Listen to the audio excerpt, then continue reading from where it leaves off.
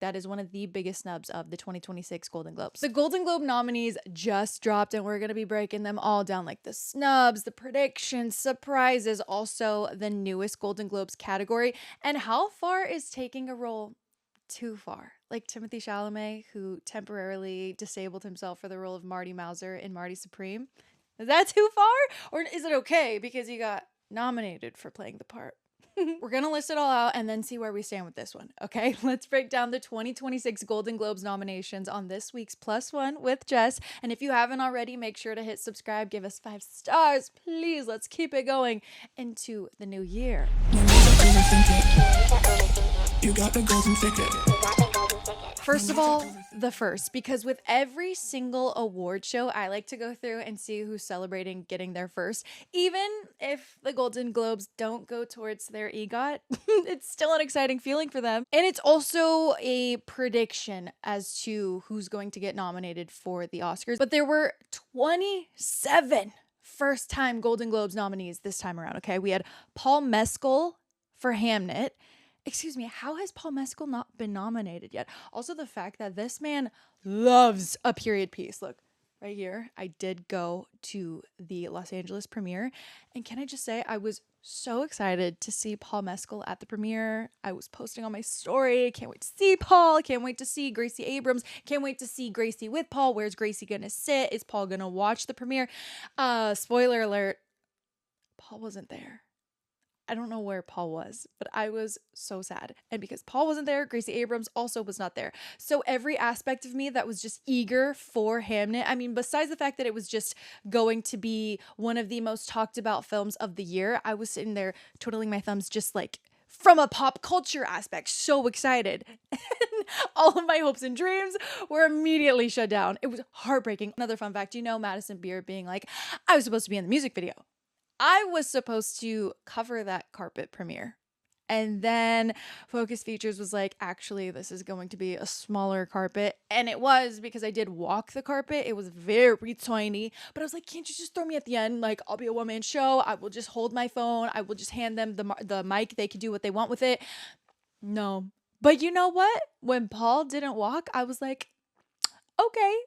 But like, still would have been sick to interview Chloe, still would have been sick to interview Jessie Buckley, still would have been sick to ask Joe Alwyn about Taylor Swift and if he's going to her wedding. I'm kidding. Okay, back to the 27 firsts. 27 dresses, 27 firsts. Paul Mescal for Hamnet. Jessie Buckley also got her very first Golden Globe nomination for Hamnet. So well deserved for the two of them. So long overdue. It's someone else who I feel like it was kind of long overdue for.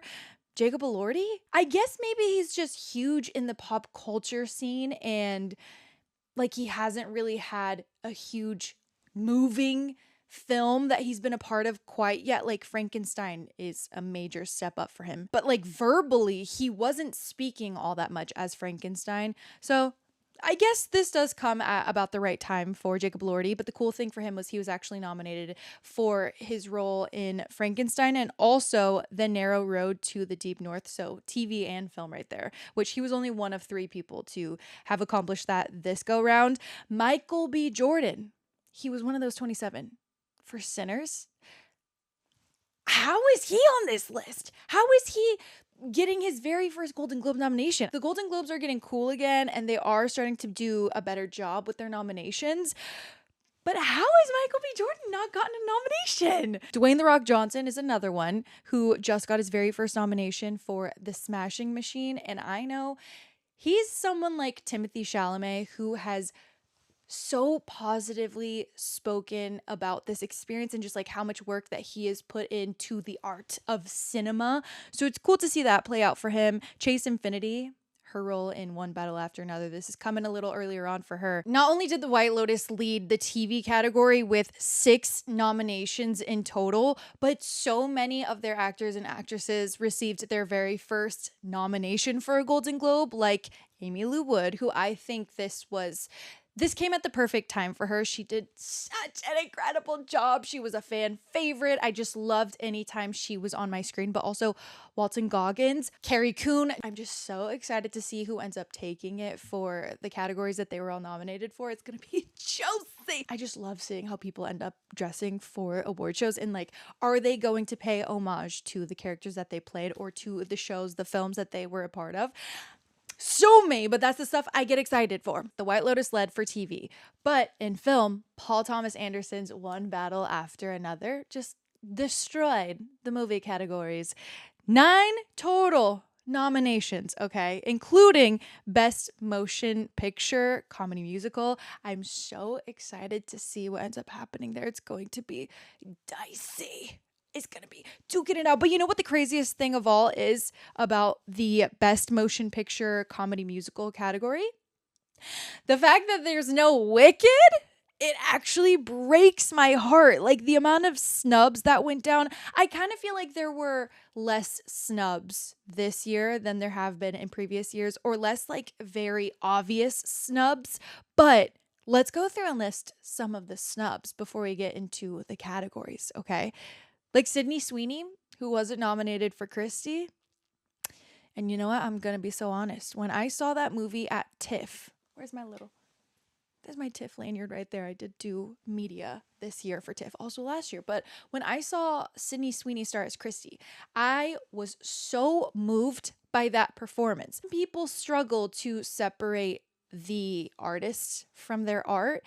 And you know what? I think that does play a piece in nominations and in how award shows end up playing out. Although I might retract those words because Emilia Perez actually performed amazingly at every single award show last year, and that was in a lot of fire last year. So Sydney Sweeney did not get the nomination this year, and that's someone who was heavily talked about getting the nomination. I thought she was a shoo-in for that role, I'm going to be so honest. And I did feel really bad for Christie, for the actual Christie Martin, in how this movie has ended up playing out. I was crying my eyes out when I saw that film, but that's how it's played out so far this year. You know, someone else who was actually going through the same exact conversation of people saying, oh, she's finally going to get the award season run that she deserves.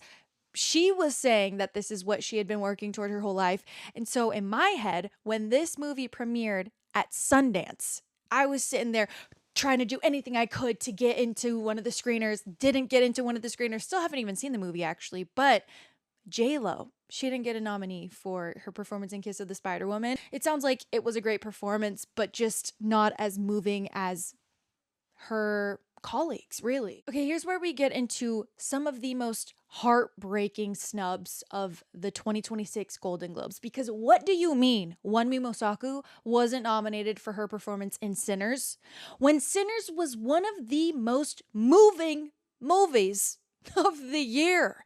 The amount of people that went out to the movies, to the actual cinema, because they all wanted to watch this movie in every variation of it. They wanted to see it in IMAX. They wanted to see every way, shape, and form that they possibly could. People were going back and forth and over to the movies because everything about this film was just incredible, including Wunmi's performance in her role. And I have a feeling she might get the Oscar nomination, but it is also sad knowing Haley Steinfeld also wasn't nominated. But yeah, my money was definitely on Wunmi getting the nomination and potentially even winning. So the fact that that was completely taken from her at the Golden Globes, it's not a great way for her to start the award season. And I just know she was getting so many texts over and over of people being like, you deserved it. Because she did deserve it wholeheartedly. I mentioned it a little bit earlier, but Wicked wasn't nominated for Best Picture in a Comedy or Musical.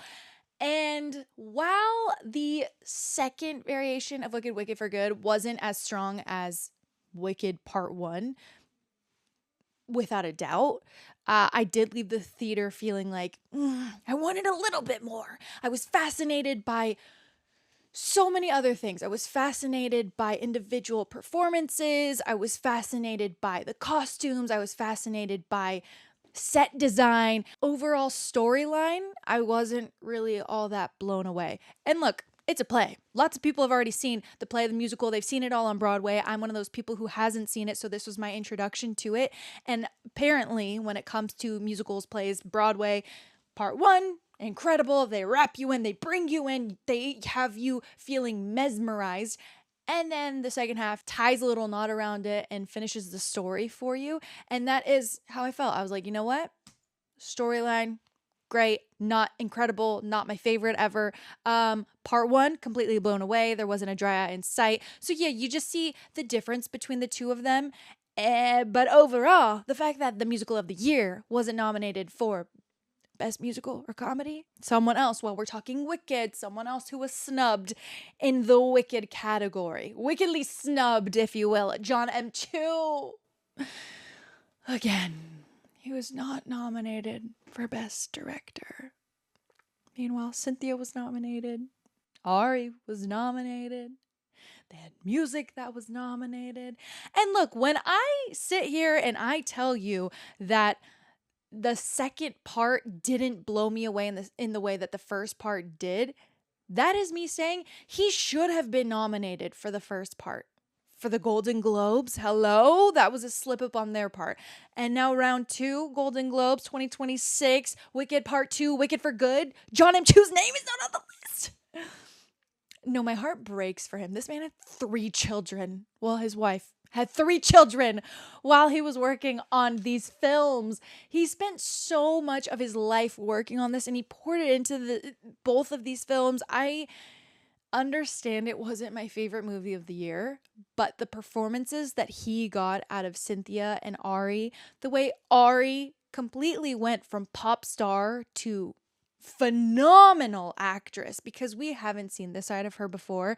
I think a lot of that is in part to John M. Chu. And I do think that is one of the biggest snubs of the 2026 Golden Globes. Marty Supreme is one of these movies that everyone has been talking about. Everyone has been eagerly awaiting for just about the entirety of this year, a little bit of last year even. Another Christmas Day release for Timothée Chalamet, directed by Josh Safdie. And unfortunately, Josh Safdie also didn't get any love on this one. So there were a couple of snubs in the director category. But you know who else? Gwyneth Paltrow wasn't nominated for her performance in Marty Supreme. Now, I haven't seen the movie yet because it doesn't come out until Christmas Day. And the screeners just began this week. So I'm eager to get my hands on this one and then to really be able to weigh in on it. But the amount of stories that we are getting out of this, the amount of marketing that we are getting out of this movie, the performance that I think Timothée Chalamet gave us as Marty Mauser. I've been seeing a lot of interviews of Timothée Chalamet talking about his performance as Marty Mauser in Marty Supreme. And there was this one quote he gave from about a year ago, actually, where he said, on Marty Supreme, I'm wearing contacts because he wanted my eyes to be little. He's talking about Josh Safdie. He gave me real glasses that fuck my eyes up, and I'm wearing contacts underneath to offset what the glasses are doing. My vision was basically fucked up until a day ago. This is what Timothée Chalamet was saying about playing Marty Mauser. This man had to put contacts in to make his vision worse and then put glasses on top of that to then correct the vision and just like change his eyesight in general. I remember there were so many things that I would do with my eyes when I was younger where my parents would be like, stop doing that. Your eyes are going to get stuck like that.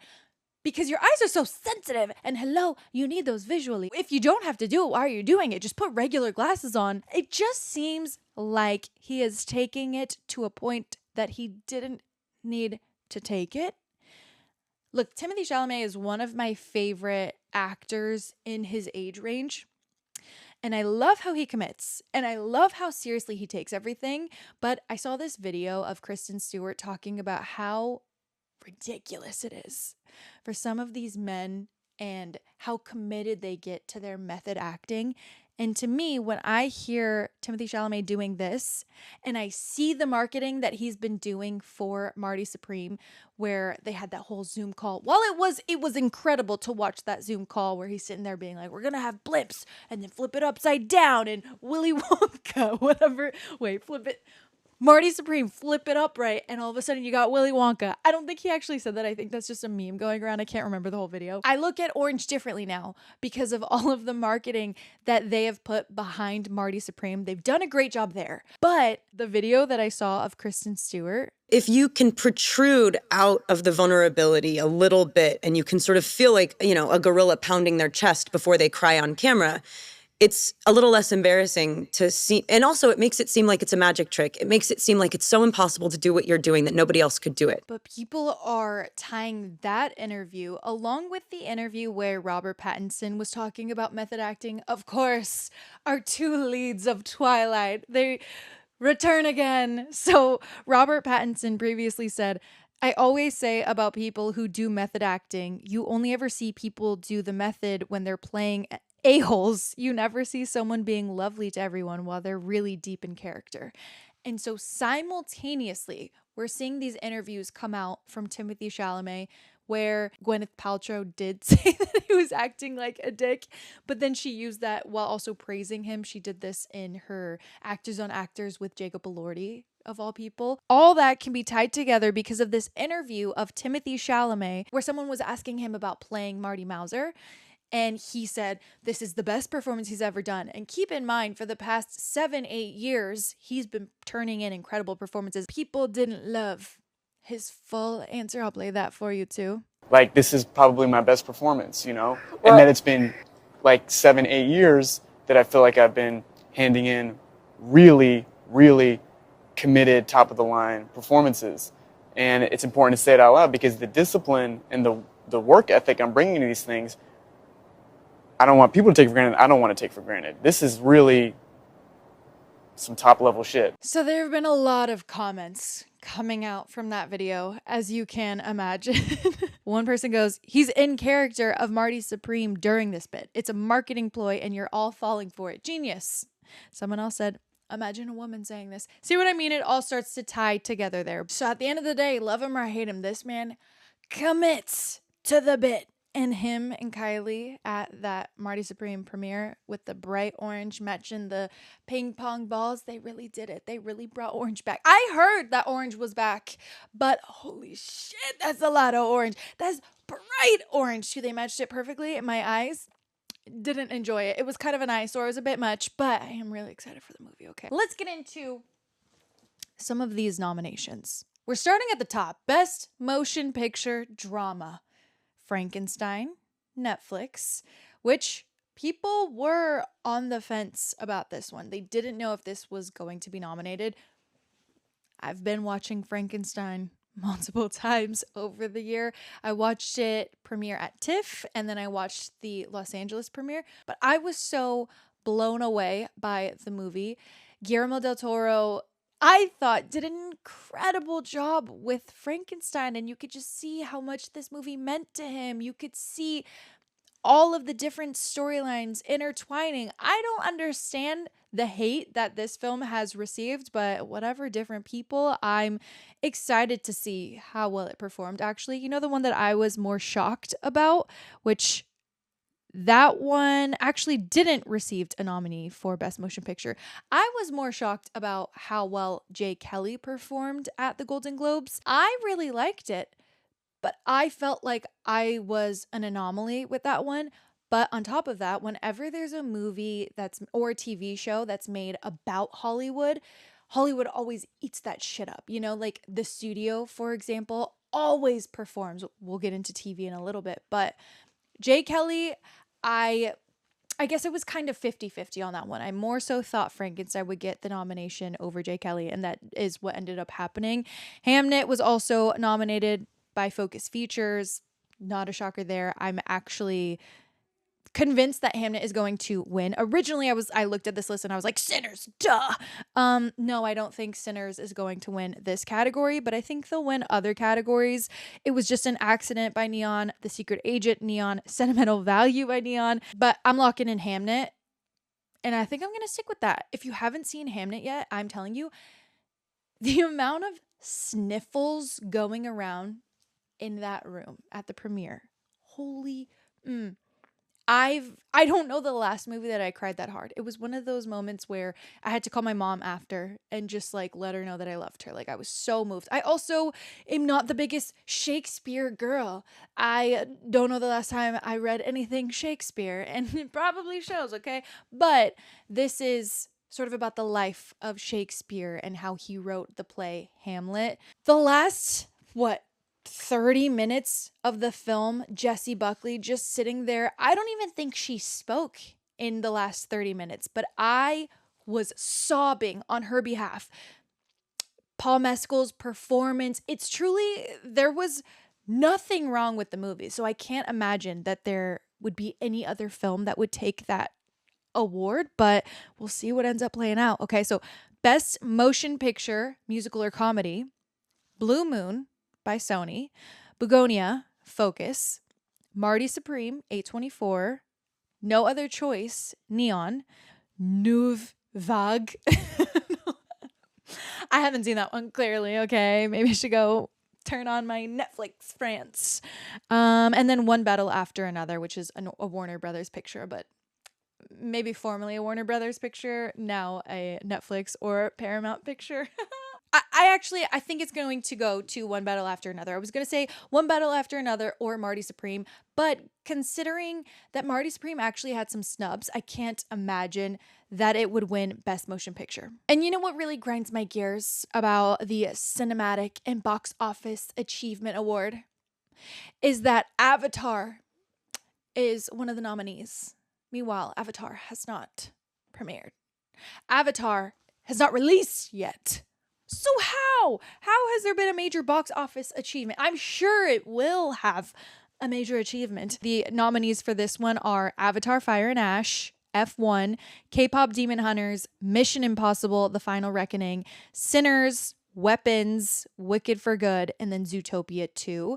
And my guess is that this one, well, I think a lot of people who stick to pop culture are going to say Wicked. I actually think this will go to Sinners because of, like I said earlier, what a cultural movement that was. It's like you couldn't go anywhere without people talking about Sinners.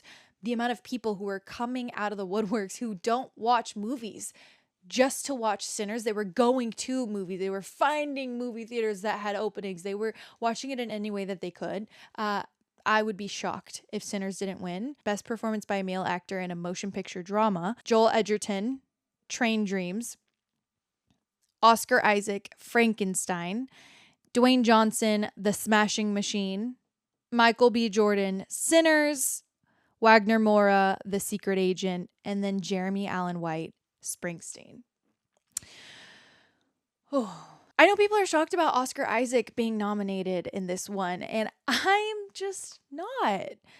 I loved his performance. I would actually like to see Michael B. Jordan win the best performance by a female actor in a motion picture, musical, or comedy. We're missing Gwyneth Paltrow. We're missing J-Lo. Now, best performance by a male actor in a supporting role in any motion picture, Benicio del Toro, One Battle After Another, Jacob Elordi, Frankenstein. I know people are shocked about that, but I feel like the discourse has just completely shifted because when the film first premiered, everyone was like, I think he could win for his performance.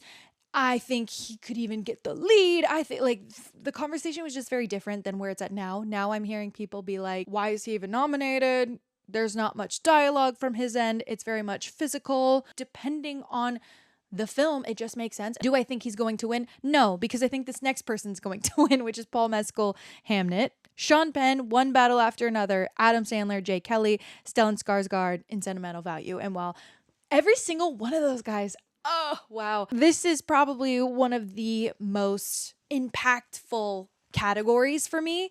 Paul Mescal, Hamnet. Best Director of a Motion Picture. We talked about this. Paul Thomas Anderson, here he is, One Battle After Another. Ryan Coogler, Sinners. Guillermo del Toro, Frankenstein. Jafar Panahi, It Was Just an Accident. Joaquin Trier, Sentimental Value. Chloe Zhao, Hamnet. Is it going to be Chloe? Is she going to win? Is it going to be PTA? It's not going to be Guillermo because we've heard enough discourse. Ryan Coogler, I don't think so anymore. I did at the start of the year. PTA or Chloe. When it comes to television, we didn't even talk about the fact that Quinta Brunson, although she previously won in her category, she had been nominated twice. She won the category for Abbott Elementary. She wasn't even nominated this year. Like, that is a major snub. Let's talk about Best Television Series, Drama, The Diplomat, Netflix, The Pitt, HBO Max, Pluribus, Apple TV, Severance, Apple TV, Slow Horses, Apple TV, and then The White Lotus on HBO Max. Now, The White Lotus is carrying in television for the Golden Globes this year. I'm banking on them winning in this category, But the way Apple TV is starting to take over as far as best television series go, it's really fascinating to watch because this is something that's just very recently happened in the past maybe 2 years or so, I would say, especially since Severance started performing as well as it has. Best television series, a musical or comedy. Of course, we have The Bear. Why would you ever question that?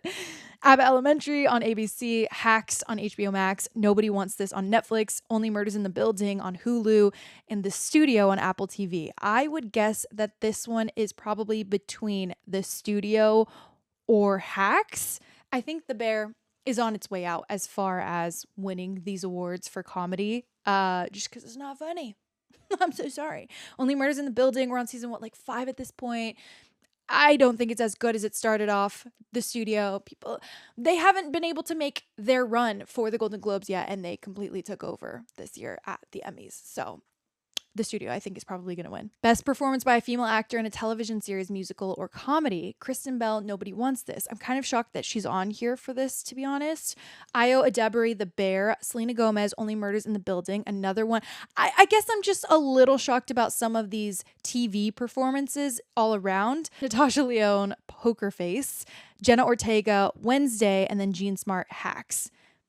Io or Jean Smart? Probably Jean Smart, just because she's perfect in her role. There's never any criticisms, but Io has really stepped up in her role on The Bear, even, I believe, directing an episode. Best performance by a male actor in a television series, musical, or comedy. Adam Brody, Nobody Wants This. My thing with Nobody Wants This is I'm just shocked that Adam and Kristen are on these nominations because season 2 was nowhere near as strong as season 1 was. For me. Steve Martin, Only Murders in the Building. Glenn Powell, Chad Powers, Seth Rogen, The Studio, Martin Short, Only Murders in the Building, Jeremy Allen White, The Bear, Seth Rogen. It's locked in. Easy money. Hollywood loves Hollywood. You know what cracks me up is seeing best performance by a female actor in a supporting role on television where we have Carrie Coon, The White Lotus, Erin Doherty, Adolescence, Hannah Einbinder, Hacks, Catherine O'Hara, The Studio, Parker Posey, The White Lotus, Amy Lou Wood, The White Lotus. Who's going to take this one? Is it going to White Lotus or is it going to someone else? This is the TV category that I will be the most locked in for. Best performance by a male actor in a supporting role on television. Owen Cooper, Adolescence. I believe he won the Emmy.